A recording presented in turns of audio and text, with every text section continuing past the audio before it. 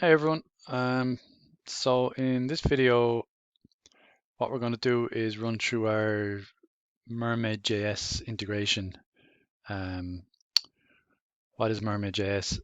It's a library that has basically allows you to build flowcharts using a syntax that's provided to it. So this is their live editor. So in this one, you can actually see how it works. You can use, make up your own diagrams. There's some examples. We can see flowchart, and you can see the syntax here. So they have some nice examples just to for demo purposes.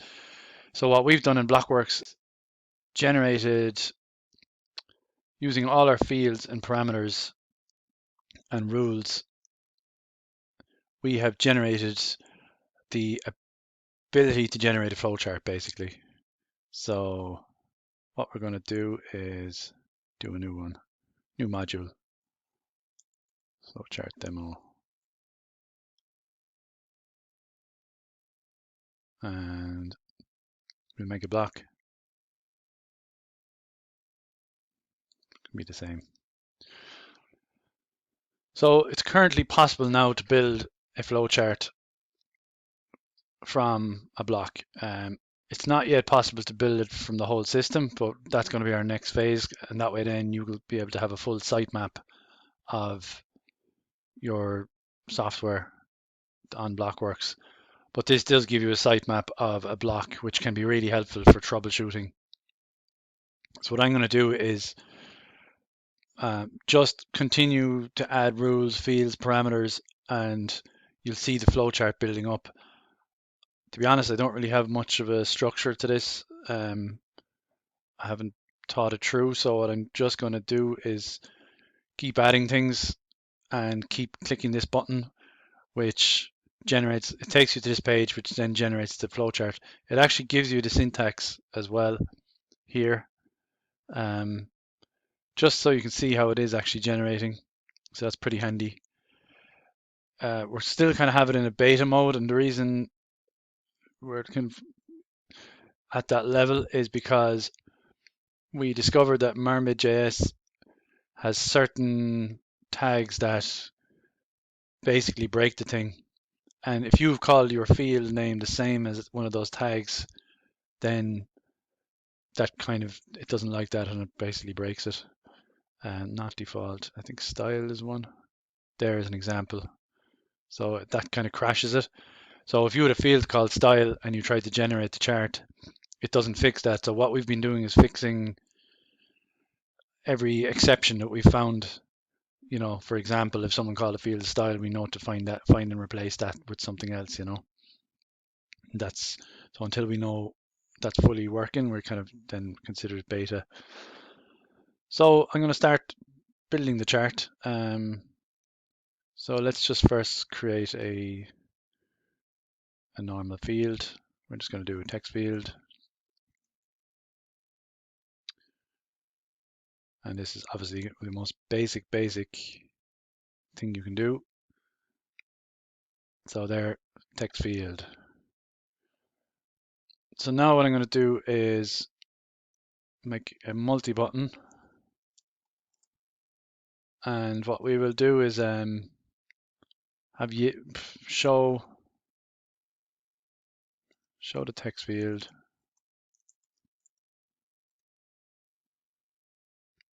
And hide the text field.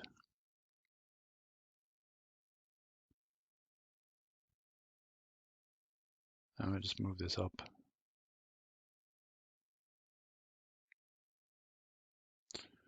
And we can do what we have called is visibility, conditional visibility.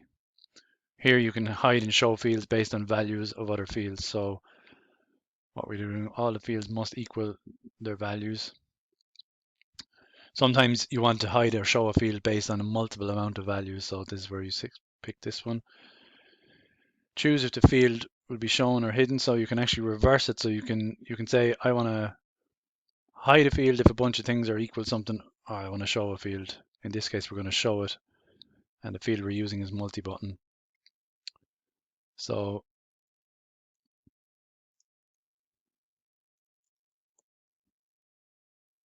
Now we're saying the multi-button must be equal show the text field for this field to show.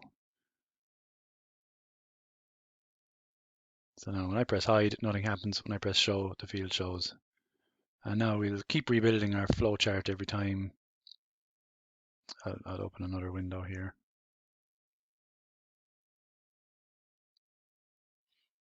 And the handy thing, this is really valuable for troubleshooting because sometimes blocks can get pretty complicated. So now we can see it building up. Multi-button has show condition for text field. So next thing we'll do is, I'm just gonna put a bit more space here.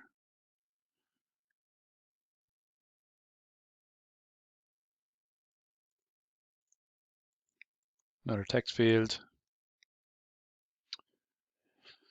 Let's just say we're going to populate whatever's in this field with this, populate it into this field. So populate, we're going to do a rule called populate, we'll say populate local field with part of this field. So we'll use what's called a variable character. This is the character that can be anything in the string. And we just say test x go. So what it'll do is when we type in something into here, it'll take these three characters and populate them here. And you can actually change the value as well if it's equal something. We'll leave that for now, we won't complicate it. And we're going to populate this field. This is good for extracting information from serial numbers.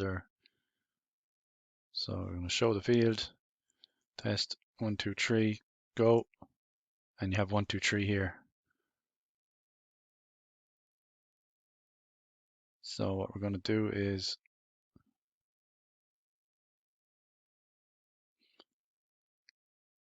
just keep looking at the flowchart.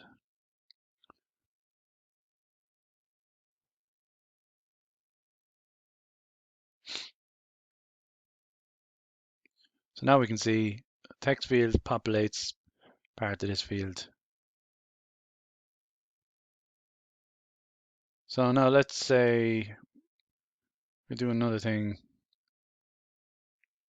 like, I'm going to duplicate this and move it here. We'll call it check second multi-button.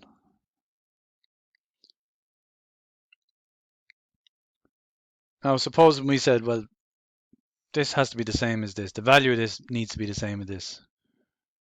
So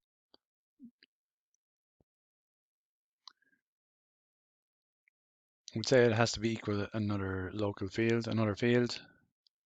So we'll say it has to be equal to multi-button.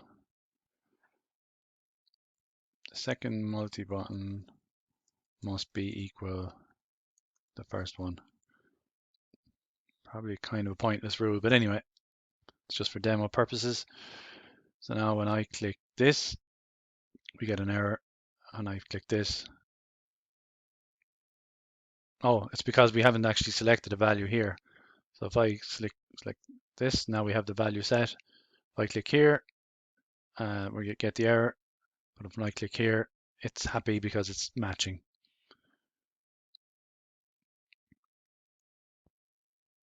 The next thing we'll do is generate the flowchart again.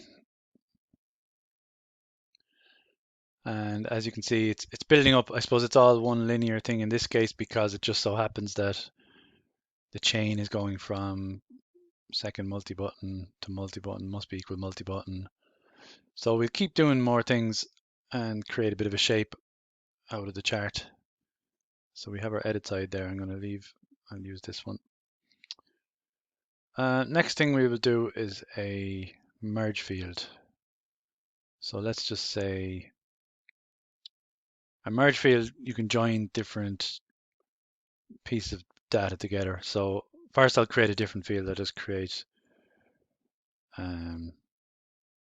plain data, I'll just call it. Test 55 is the default value. And now what we'll do is we'll merge the text fields with this one.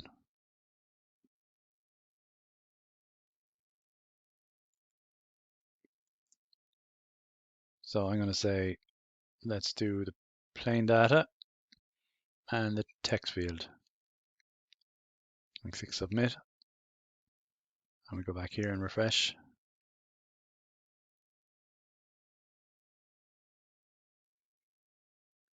So we'll say show the text field and test 555.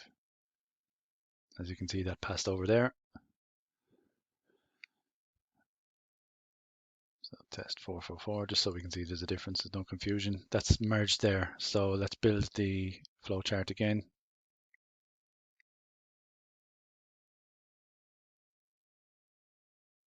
And as you can see, there's kind of a shape building up to it.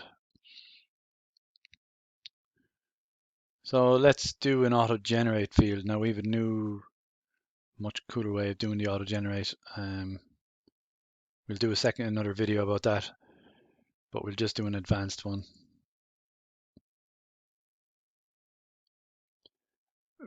The old auto generate, you had to pick from one of these options, whereas now you can build an entire string. You can even use the same kind of merge field functionality. So what I'll do is we'll put in the day and let's just say date. Well, we put in the date as well, so we can add as many dates and days as we want. And what we'll do is we'll add just like the merge field. To be honest, you can use this instead of the merge field now, but let's just say the plain data field gets added then into this string.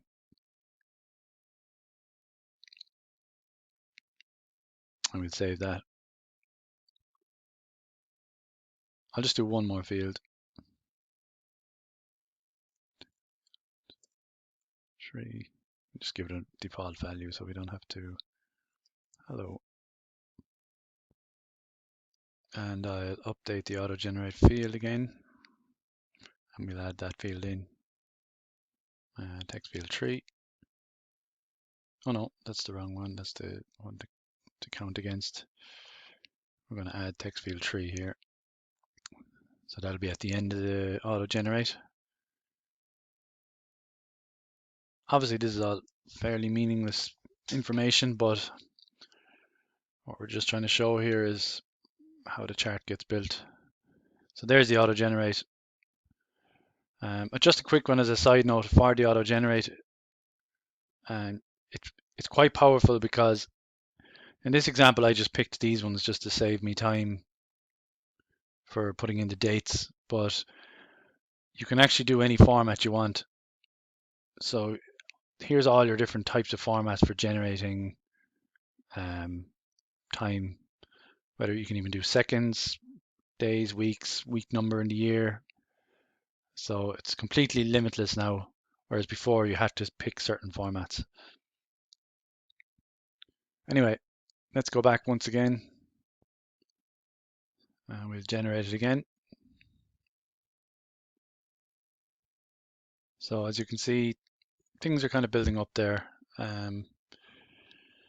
Let's do another simpler auto generate field, and we'll do what's called a reference field.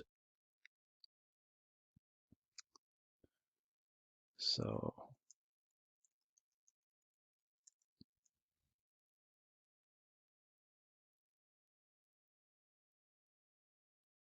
I'll move this up here.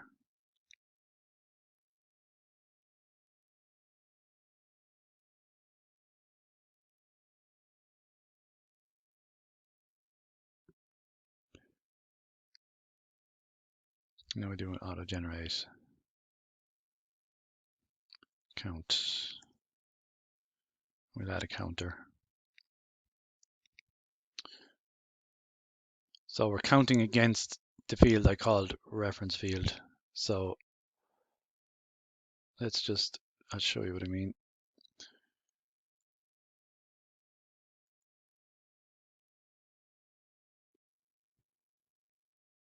I'll move this up here as well.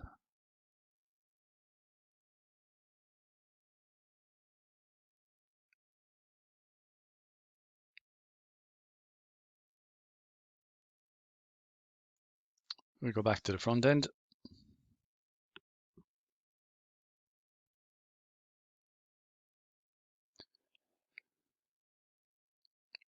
So if we do test, what it does is it counts the amount of time test has been entered into the data. So if I press submit, this stays at 001, whereas if I say test, it knows to go 002. But if I say something else and hit return, it goes back to 01 because there's only been one of those.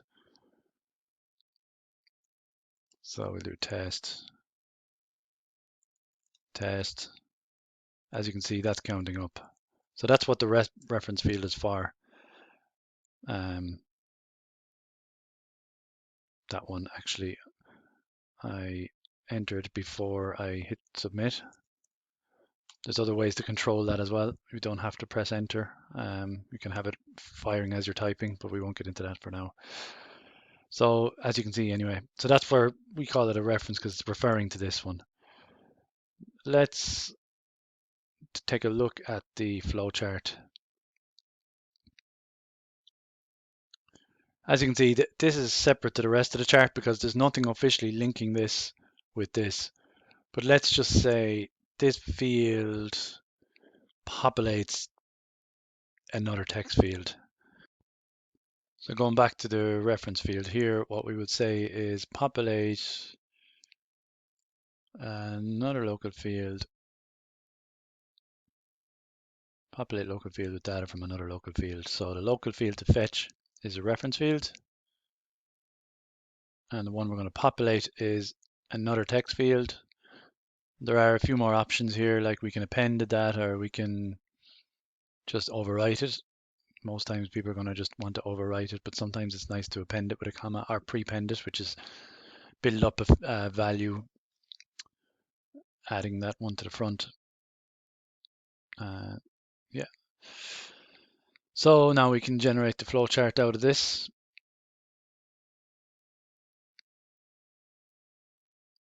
And as you can see, the reference field is now joined up with the another text field, and you can see populates locally to.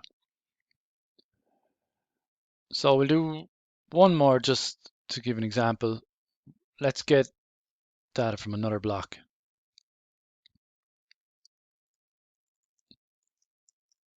Second block.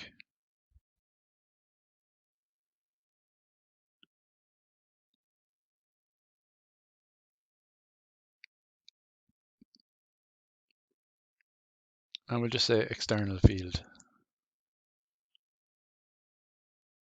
And we'll just say search key.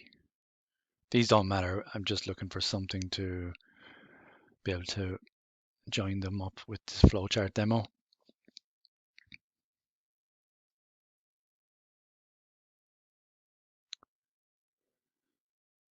So what we can say is for the reference field, I suppose, let's just say, actually we'll just do one more field, data from somewhere else.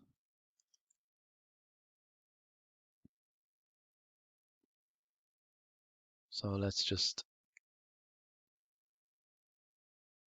do populate another local field with data from elsewhere. The block we're looking up is the second block. The data required field is the external field. The local field to search, the local field to populate is the data from somewhere else. And we need to add what we're actually using to do the search. So we're using this to search key, and then we're getting the data from the external field. We might just do one properly just so that we can see what's going on. So I'm just going to add a record in the other one.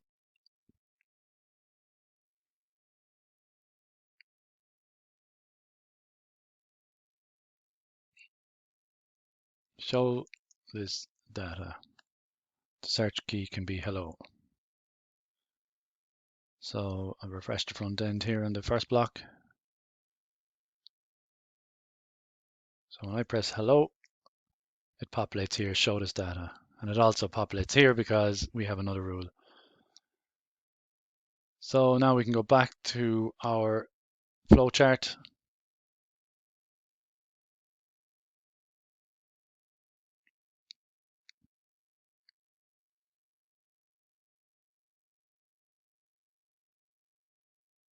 And let's take a look at it.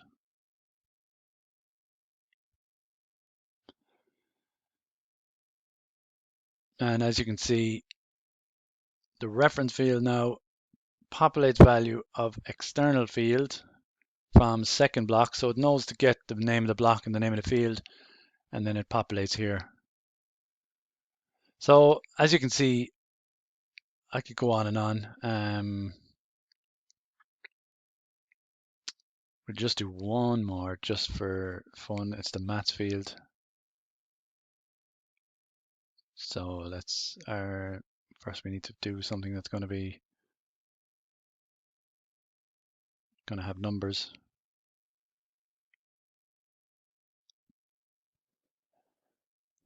Number 5. Let's just say this is a kind of a hard held number. And then what we'll do is a math field that adds data from somewhere else to the number 5.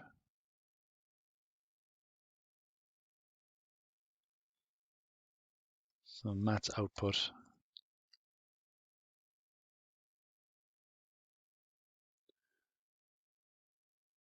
So we just move here. So number 5 plus data from somewhere else, and submit that.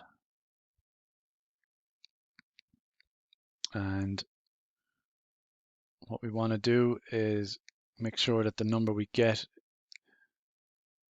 from data from somewhere else is actually a number, so it'll perform the maths.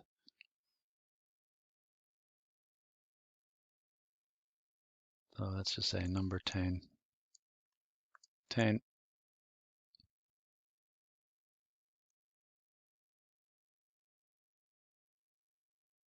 So if I say number 10,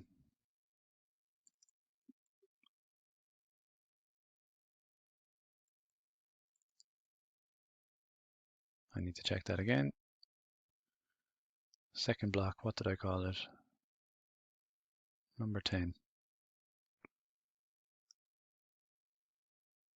So it should populate the data from somewhere else.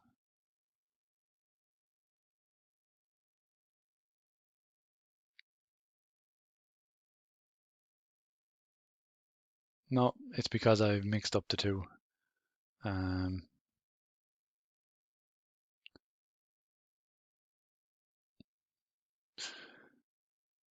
So I was looking for the wrong thing basically. We've changed this, and this is the search key. So now when I hit return, we see 10. I'll just refresh because I don't think we have the other fields there yet. I'll close all the other tabs. Number 10, 10 multiplied by 5. So there's one last thing we need to do. This isn't triggering rules.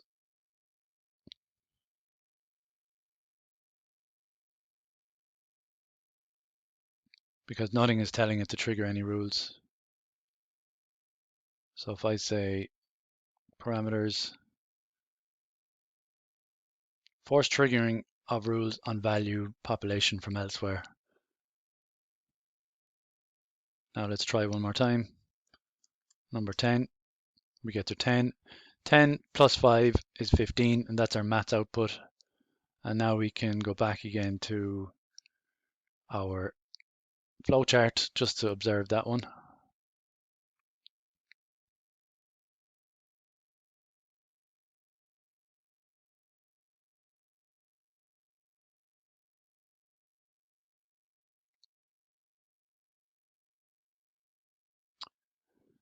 And as we can see, the maths output,